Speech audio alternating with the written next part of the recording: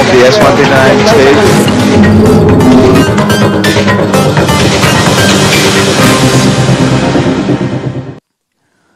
ನಮಸ್ಕಾರ, ಎಲ್ರಿಗೂ ಗೌರಿ ಗಣೇಶ ಹಬ್ಬದ ಶುಭಾಶಯಗಳು. ಹಬ್ಬಗಳು ಅಂತಿದ್ದಂಗೆ ಈಗೆಲ್ಲ ಬರೀ ಖರೀದಿಯ ಭರಾಟೆ. ಬೆಂಗಳೂರಿನಲ್ಲಂತೂ ವಿಪರೀತ ಖರೀದಿ ಭರಾಟೆ.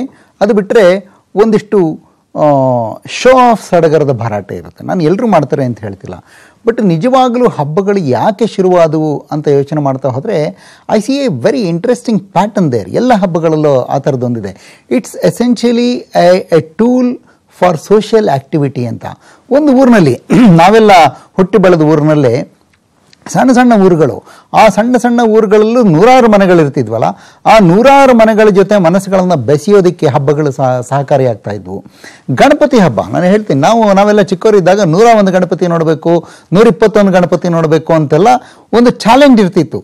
ಅಮಾಂಗ್ ದ ಪಿಯರ್ಸ್, ನಮ್ಮ ಜೊತೆಗಾರರಲ್ಲಿ ಒಂದು ಚಾಲೆಂಜ್ ಇರ್ತಿತ್ತು. ಹೋಗ್ತಾ ಇದ್ವಿ, ಆ 101, 121 ಗಣಪತಿಗಳನ್ನು ನೋಡೋದ್ರ ಉದ್ದೇಶ ಆ 101, 121 ಮನೆಗಳಿಗೆ ಹೋಗಬೇಕಲ್ಲ. So you have to actually get into those houses. ಹೋಗಿ ಗಣಪತಿ ಇಟ್ಟೀರಾ ಅಂತ ಹೇಳಿ ಅವ್ರನ್ನ ಮಾತಾಡಿಸಿ, ನೀ ಅವ್ರ ಮಗ ಅಲ್ಲೇನೋ, ನೀ ಇವ್ರ ಮಗ ಅಲ್ಲೇನೋ ಅಂತ ಅವರು ಕೇಳಿ, ಅದು ಒಂದು ಬ್ಯೂಟಿಫುಲ್ ಬಾಂಡಿಂಗ್ ಎಕ್ಸಸೈಸ್ ಆಗ್ತಾ ಇತ್ತು.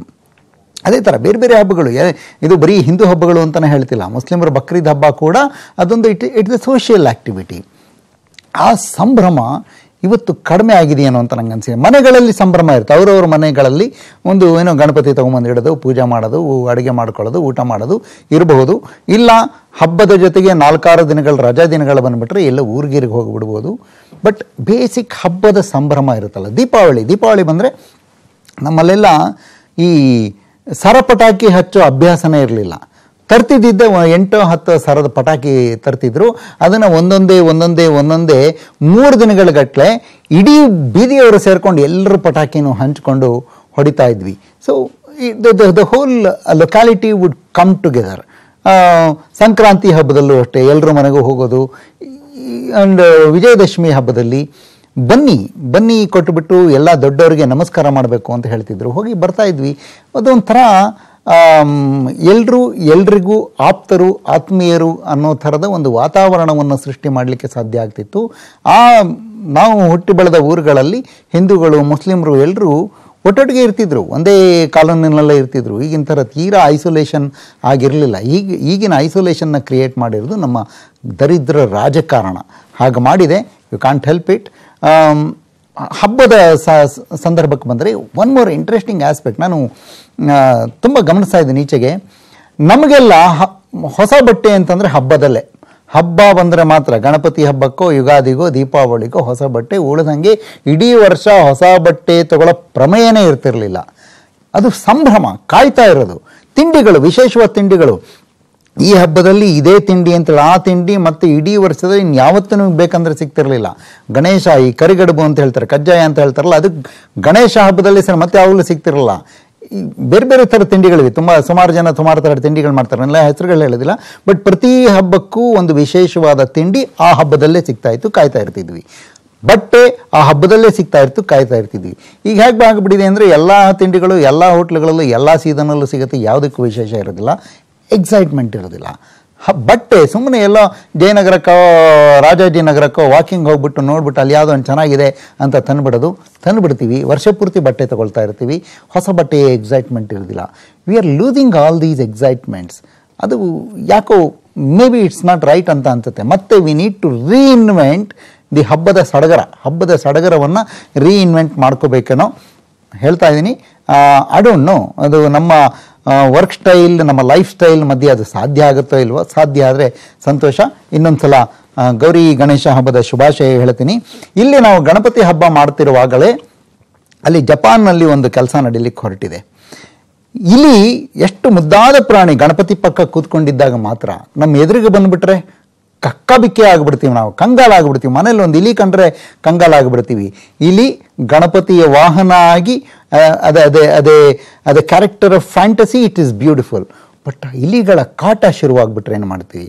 10,000 20,000 ಇಲಿಗಳು ಒಂದು ಕಡೆ ಸೇರ್ಕೊಂಡ್ಬಿಟ್ರೆ ಏನು ಗತಿ? ಆ ಥರದ ಒಂದು ಪರಿಸ್ಥಿತಿ ಜಪಾನಿನ ಒಂದು ಮಾರ್ಕೆಟ್ನಲ್ಲಾಗಿದೆ. ಆ ಇಲಿಗಳ ಸಂಹಾರಕ್ಕೆ ಯಾವ ಥರ ಪ್ರಾಜೆಕ್ಟ್ ಹಾಕ್ತಿದ್ದಾರೆ ಗೊತ್ತಾ? It's amazing. Only Japanese can do it. ನೋಡಿ, ಈ ವರದಿ ಒಂದಿದೆ. ನಾವಿಲ್ಲಿ ಗಣಪತಿ ಈ ಪೂಜೆ ಮಾಡ್ತಿರುವಾಗ ಅಲ್ಲಿ ಇಲಿಗಳ ಸಂಹಾರ ನಡೀತಾ ಇರುತ್ತೆ. Just what this report.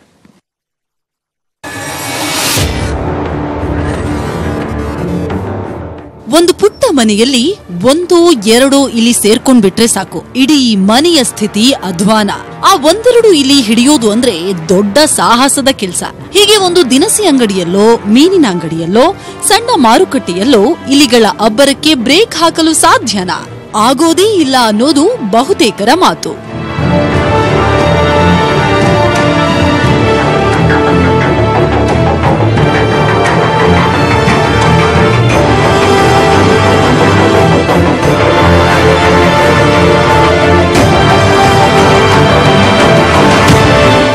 ಆದ್ರೆ ಇಲ್ಲೊಂದು ಮಾರ್ಕೆಟ್ ಇದೆ.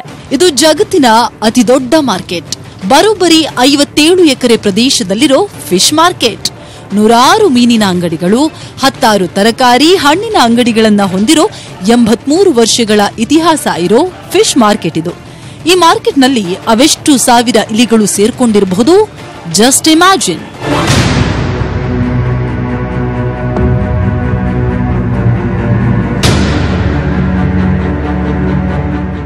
ಒಂದು ಪುಟ್ಟ ಮನೆಯ 1-2 ಇಲಿಗಳ ಸಂಹಾರವೇ ಸಾಹಸವಾಗಿರ್ಬೇಕಾದ್ರೆ 57 ಎಕರೆ ಪ್ರದೇಶದಲ್ಲಿನ ಈ ಮಾರ್ಕೆಟ್ನಲ್ಲಿರೋ 16,000 ಇಲಿಗಳ ಸಂಹಾರ ಸಾಧ್ಯನಾ? ಜಪಾನ್ ದೇಶಕ್ಕೆ ಇದು ಸಾಧ್ಯ. ಈ ಕೆಲಸವನ್ನ ಕಾರ್ಯಗತ ಮಾಡಲು ಹೊರಟಿದೆ ಜಪಾನ್.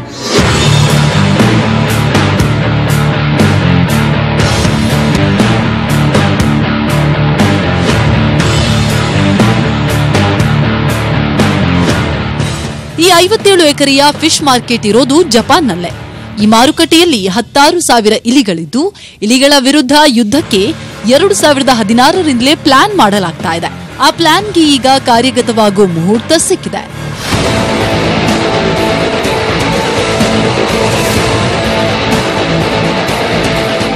ಇಲಿಸೇನೆ ಸಂಹಾರಕ್ಕಾಗಿ ಮೊದಲಿಗೆ ಮಾರುಕಟ್ಟೆ ತೆರವುಗೊಳಿಸಲಾಗುತ್ತೆ. 57 ಎಕರೆಯ ಮಾರುಕಟ್ಟೆ ಬೇರೆಡೆಗೆ, ಅಂದ್ರೆ ಈಗಿರೋ ಮಾರುಕಟ್ಟೆಯಿಂದ 2.3 ಕಿಲೋಮೀಟರ್ ದೂರಕ್ಕೆ ಶಿಫ್ಟ್ ಮಾಡಲಾಗುತ್ತೆ. ಶಿಫ್ಟ್ ವೇಳೆ ಒಂದೇ ಒಂದು ಇಲಿಯೂ ಎಸ್ಕೇಪ್ ಆಗದಂತೆ ಕ್ರಮ ಕೈಗೊಳ್ಳಲಾಗುತ್ತೆ. ಮಾರುಕಟ್ಟೆ ಸಂಪೂರ್ಣ ಖಾಲಿ ಆದ್ಮೇಲೆ ಅಸಲಿ ಆಪರೇಷನ್ ಶುರುವಾಗಲಿದೆ. ಮಾರುಕಟ್ಟೆ ಸುತ್ತ 10 ಅಡಿ ಎತ್ತರದ ಸ್ಟೀಲ್ ಗೋಡೆ ನಿರ್ಮಾಣ ಮಾಡಲಾಗುತ್ತೆ. ಹಂತ ಹಂತವಾಗಿ ಈ ಸ್ಟೀಲ್ ಗೋಡೆಯ ವಿಸ್ತೀರ್ಣವನ್ನ ಕಡಿಮೆ ಮಾಡುತ್ತಾ ಬರಲಾಗುತ್ತೆ. ಒಳಾಂಗಣ ಪ್ರದೇಶ ಕಡಿಮೆ ಆದಂತೆ ಇಲಿಗಳೆಲ್ಲ ಒಂದೆಡೆ ಸೇರಿಕೊಳ್ತವೆ.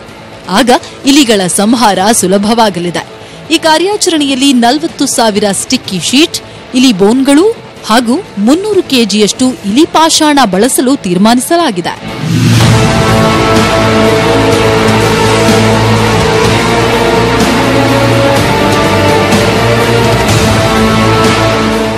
ಎರಡು 2016ರಲ್ಲಿ ಈ ಆಪರೇಷನ್ ನಡೆಸಲು ತೀರ್ಮಾನ ಮಾಡಲಾಗಿತ್ತು. ಆದ್ರೆ ಇಷ್ಟು ದೊಡ್ಡ ಮಾರುಕಟ್ಟೆ ಶಿಫ್ಟ್ ಮಾಡೋದು ಸುಲಭದ ಕೆಲಸ ಅಲ್ಲ. ಹೀಗಾಗಿ ಹಲವು ಬಾರಿ ಈ ಆಪರೇಷನ್ ಪೋಸ್ಟ್ಪೋನ್ ಆಗಿತ್ತು.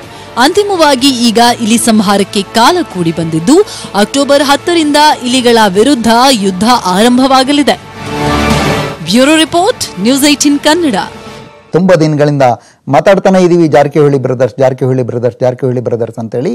ಇವತ್ತು ಹಬ್ಬ ವಿರಾಮ ಇರುತ್ತೆ ಅಂತ ನನ್ನ ಎಲ್ಲ ಇತ್ತು. ಎಲ್ಲರೂ ಅವರವ್ರ ಊರುಗಳಿಗೆ ಹೋಗ್ಬಿಡ್ತಾರೆ, ಹಬ್ಬ ಮಾಡ್ತಾರೆ ಅಂತೇಳಿ.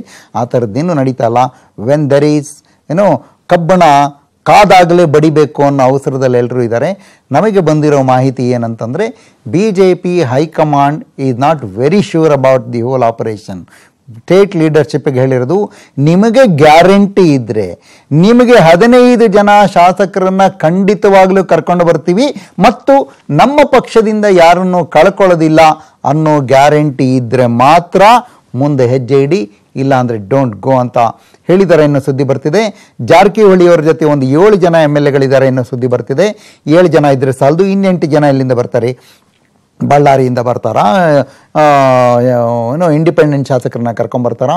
This is not an easy operation. 15 ಜನಗಳ ಕೈಯಲ್ಲಿ ರಾಜೀನಾಮೆ ಕೊಡಿಸ್ಬೇಕು. ಬಟ್ ಅಷ್ಟಾದರೂ ಕೂಡ ಸಾಕಾಗೋದಿಲ್ಲ. ಯಾಕೆ ಅಂತಂದರೆ ಮತ್ತೆ ಎಲೆಕ್ಷನ್ ನಡೆದಾದ ನಂತರ ಈಗ 15 ಜನರ ಕೈಲಿ ರಾಜೀನಾಮೆ ಕೊಡಿಸಿ 104 ಬಹುಮತ ಅಂತ ತೋರಿಸ್ಕೊಂಡು ನೀವು ಸರ್ಕಾರ ಮಾಡಿದರೂ ಕೂಡ ಅಷ್ಟು ಕಾನ್ಸ್ಟಿಟ್ಯೂಯೆನ್ಸಿಗೆ ಎಲೆಕ್ಷನ್ ಆದಮೇಲೆ you still have to have 113 ಅದು ಯುವರ್ ಮ್ಯಾಜಿಕ್ ಫಿಗರ್, 113 ತೋರಿಸಲೇಬೇಕು. ಸೊ ಬರೀ 15 ಜನನ ರಾಜೀನಾಮೆ ಕೊಡಿಸಿ ಅವ್ರನ್ನ ಮತ್ತೆ 15 ಜನ ಗೆಲ್ಲಿಸ್ಕೊಂಡು ಬಂದುಬಿಡ್ತೀವಿ ಅಂತ ಅನ್ನೋ ವಿಶ್ವಾಸ ಇದೆಯಾ? I don't know. ಅದು ಸಾಕಾಗಲ್ಲ ಅಂದರೆ ಇನ್ನೊಂದಿಷ್ಟು ಆಪರೇಷನ್ ಮಾಡಬೇಕಾಗತ್ತೆ, ಇನ್ನೊಂದಿಷ್ಟು ಜನಗಳನ್ನ ಗೆಲ್ಲಿಸಬೇಕಾಗತ್ತೆ. ಹೀಗೆ ಪಕ್ಷಾಂತರ ಮಾಡಿದವರು ಬಿಟ್ಟು ಹೋದ್ರು ಎಲ್ಲರೂ ಗೆದ್ಕೊಂಡು ಬರ್ತಾರ? There is a lot of risk involve. But interesting 2 ಮಾತುಗಳು ಇವತ್ತಿಂದಿದೆ, ಅದು 2 ಕೇಳಿಸ್ಬಿಡ್ತೀನಿ. I will not talk much about politics. Satish Jarkiholi ಮತ್ತು ಸುಧಾಕರ್ ಇಬ್ಬರು ಮಾತಾಡಿದ್ದಾರೆ. ಏನು ಮಾತಾಡಿದ್ದಾರೆ ಅಂತ ಕೇಳ್ಕೊಂಡ್ನಿ. Then I will have one small comment about the whole thing. ಇಲ್ಲ, ನಾನು ಸ್ಪಷ್ಟವಾಗಿ ಹೇಳಿದ್ದೇನೆ. ನನಗೆ ಹತ್ರ ಬಗ್ಗೆ ಸಂಪರ್ಕದಲ್ಲಿ ಇಲ್ಲ, ಯಾರು ನಮ್ಮ ಜೊತೆ ಇಲ್ಲವೇ ಇಲ್ಲ ಅಂತ ಸ್ಪಷ್ಟವಾಗಿ ಹೇಳಿದ್ದೀವಿ. ಆ ಪಾರ್ಟ್ನಲ್ಲಿ ನಾವು ಇಲ್ಲವೆಲ್ಲ ನಿಮಗೆ ಪದೇ ನಾವು ಹೇಳಿದ್ದೀವಿ. ಸೊ ಅದಿದ್ರೆ ಬಿಟ್ಟು ಬೇರೆ ಅಂದರೆ ಹೇಳ್ಬೋದು. ಅದ್ರ ಬಗ್ಗೆ ಅಂತ ಖಂಡಿತ ನನಗೆ ಯಾವುದೇ ಮಾಹಿತಿ ಇಲ್ಲ. ಇಲ್ಲ ಮಾತಾಡಿಲ್ಲ. ನಾನು ಈಗ ಸಭೆಯಲ್ಲಿದ್ದೆ, ಈಗ ನೋಡ್ತೀನಿ ಯಾರು ಸಿಗ್ತಾರೆ ಮಾತಾಡ್ತೀನಿ. ಮಾಡಿದ್ರೆ ಇಲ್ಲ ಹೇಳ್ತಿಲ್ಲ, ಮಾಡಿರ್ಬೋದು. ಸೊ ಒಟ್ಟಾಗಿದ್ದೀವಿ ಮಾಡಿದಿರಬಹುದು. ಆದರೆ ಅದು ಈಗಾಗಲೇ ಮುಗಿದು ಹೋಗಂತ ವಿಷಯ, PLD ಬ್ಯಾಂಕ್ ವಿಷಯ.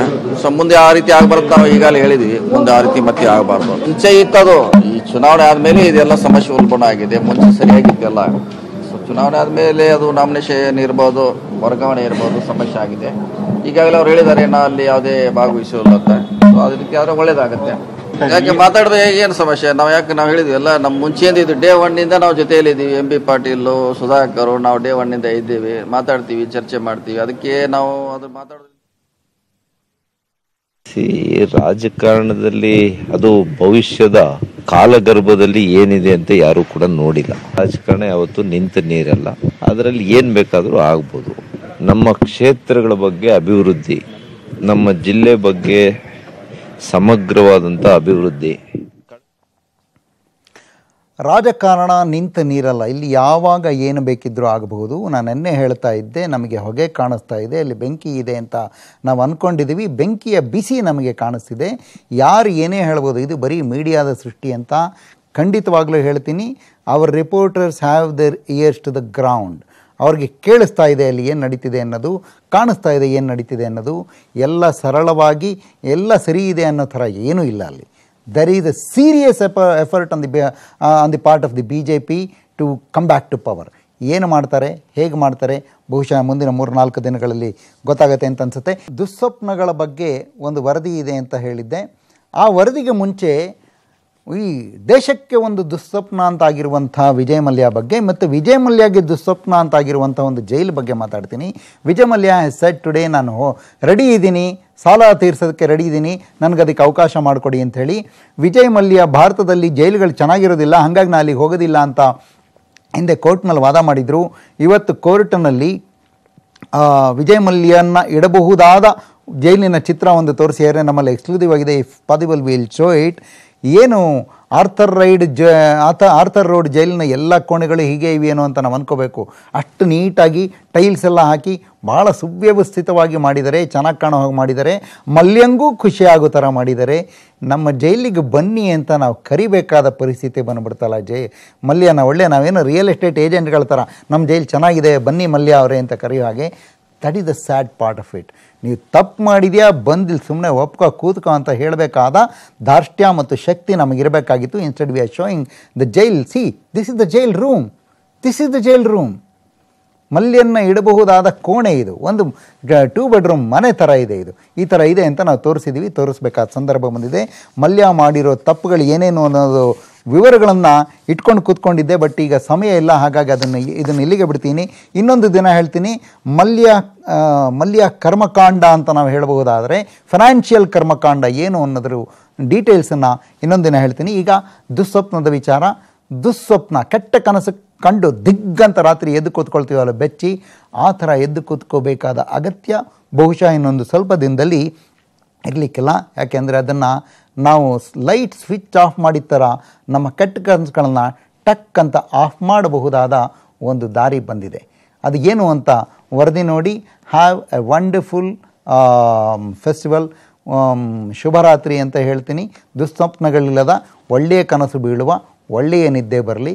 ಈ ವರದಿ ನೋಡಿ. ನಮಸ್ಕಾರ.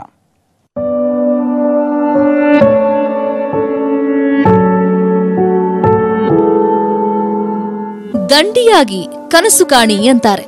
ಕನಸೇ ಇಲ್ಲದ ಬದುಕು ಒಂದು ಬದುಕಾ ಅಂತಾರೆ. ಸತ್ಯ ಏನು ಅಂದ್ರೆ ಕನಸು ಯಾರ ಪರ್ಮಿಷನ್ ತಗೊಂಡೂ ಬೀಳಲ್ಲ. ಅದೊಂದು ಅಮೂರ್ತ ಎಕ್ಸ್ಪೀರಿಯನ್ಸ್. ಇಂಟ್ರೆಸ್ಟಿಂಗ್ ಏನು ಅಂದ್ರೆ ನನಗೆ ಕನ್ಸೇ ಬಿದ್ದಿಲ್ಲ ಅನ್ನೋ ಒಬ್ನೇ ಒಬ್ಬ ಕೂಡ ಜಗತ್ನಲ್ಲಿ ಸಿಗೋದಿಲ್ಲ. ನೆವರ್. ಕೆಲವರಿಗೆ ಸ್ವೀಟ್ ಕನ್ಸು, ಕೆಲವರಿಗೆ ಹಾಟ್ ಕನ್ಸು, ಇನ್ನು ಕೆಲವರಿಗೆ ಚಿತ್ರ ವಿಚಿತ್ರವಾದ ಕನ್ಸು ಬೀಳಬಹುದು. ಆದ್ರೆ ಅದೊಂದಿದೆಯಲ್ಲ, ಕೆಟ್ಟ ಕನ್ಸು. ಅದ್ ಬಿದ್ರೆ ಮಾತ್ರ ಎಂಥವನು ನಿದ್ರೆಯಲ್ಲೇ ಧಡಕ್ಕಂತ ಎದ್ದು ಕೂತ್ಬಿಡ್ತಾನೆ.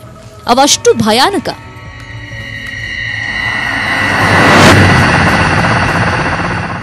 ಬಟ್ ಡೋಂಟ್ ವರಿ, ನಿಮಗ್ ಬೇಡ ಅಂದ್ರೆ ಡಿಸ್ಟರ್ಬ್ ಮಾಡೋ ಆ ಕೆಟ್ಟ ಕನಸುಗಳನ್ನ ಇನ್ ಮುಂದೆ ಲೈಟ್ ಆಫ್ ಮಾಡಿದ ತರ ಆಫ್ ಮಾಡಿ ನೆಮ್ಮದಿಯಾಗಿ ಮಲಗಬಹುದಂತೆ. ನಿದ್ರೆಯಲ್ಲಿ ರ್ಯಾಪಿಡ್ ಐ ಮೂವ್ಮೆಂಟ್ ಅನ್ನೋ ಒಂದು ನಿದ್ರಾ ಸ್ಥಿತಿ ಇದೆ, ಗೊತ್ತಲ್ಲ? ಅದು ಮೆದುಳಿನ ಒಂದು ಕ್ರಿಯೆ. ಶಾರ್ಟ್ ಆಗಿ ಅದನ್ನ REM ಅಂತಾರೆ. ಈ ಸ್ಥಿತಿಯಲ್ಲಿ ವ್ಯಕ್ತಿ ಗಾಢ ನಿದ್ರೆಯಲ್ಲಿರ್ತಾನೆ. ಹೆಂಗ್ ಮಲ್ಗವ್ ನೋಡು, ಕತ್ ಕೂದ್ರೂ ಗೊತ್ತಾಗಲ್ಲ ಅಂತಾರಲ್ಲ, ಅಂಥದ್ದೇ ಸ್ಥಿತಿ ಅದು. ವಿಜ್ಞಾನಿಗಳ ಪ್ರಕಾರ ಈ REM ಸ್ಥಿತಿಯಲ್ಲಿ ಕೆಟ್ಟ ಕನಸು ಬೀಳೋದ್ರ ಹಿಂದೆ 2 ವಂಶವಾಹಿಗಳ ಕೈವಾಡ ಇದೆಯಂತೆ. ಅದರಲ್ಲಿ ಒಂದು ಕ್ರೋಮೋಸೋಮ್ 1, ಇನ್ನೊಂದು ಕ್ರೋಮೋಸೋಮ್ 3. ಆ 2 ಜೀನ್ಸ್ ಗಳನ್ನ ಎತ್ತು ಬಿಸಾಕ್ಬಿಟ್ರೆ ಕೆಟ್ಟ ಕನಸುಗಳೇ ಬೀಳೋದಿಲ್ವಂತೆ. ಆ 2 ವಂಶವಾಹಿಗಳು ಇಲ್ಲದೆ ಇದ್ರೂ ಮನುಷ್ಯ ಬದುಕಬಲ್ಲನಂತೆ. ಇಲಿಯೊಂದರ ಮೇಲೆ ಈ ಪ್ರಯೋಗ ನಡೆದು ಸಕ್ಸಸ್ಫುಲ್ ಆಗಿದ್ದನ್ನ ಕಂಡು ಟೋಕಿಯೋ ವಿಜ್ಞಾನಿಗಳು ಫುಲ್ ಖುಷಿಯಾಗಿದ್ದಾರೆ. ಇದುವರೆಗೂ REM ನಿದ್ರಾ ಸ್ಥಿತಿಯಲ್ಲಿರೋ ಜೀನ್ಸ್ ಗಳನ್ನ ತೆಗೆದುಹಾಕಿದ್ರೆ ಮನುಷ್ಯ ಮತ್ತು ಪ್ರಾಣಿಗಳು ಸಹಜವಾಗಿ ಬದುಕೋದು ಕಷ್ಟ ಅನ್ನೋ ಸ್ಟಡಿ ಇತ್ತು. ಈಗ ನಡೆದ ಸಂಶೋಧನೆ ಅದಕ್ಕೆ ಉಲ್ಟಾ ಹೊಡೆದಿದೆ. ಜೀನ್ಸ್ ಗಳನ್ನ ಕಟ್ ಮಾಡಿ ಹಾಕಿದ್ರೆ ಕೆಟ್ಟ ಕನಸುಗಳೇ ಇಲ್ಲದೆ ಮನುಷ್ಯ ನೆಮ್ಮದಿಯಾಗಿ ನಿದ್ರೆ ಮಾಡಬಹುದು ಅಂತ ನಿದ್ರೆ ಬಗ್ಗೆ ಹೊಸ ಶರ ಬರೆದಿದ್ದಾರೆ ಸಂಶೋಧಕರು.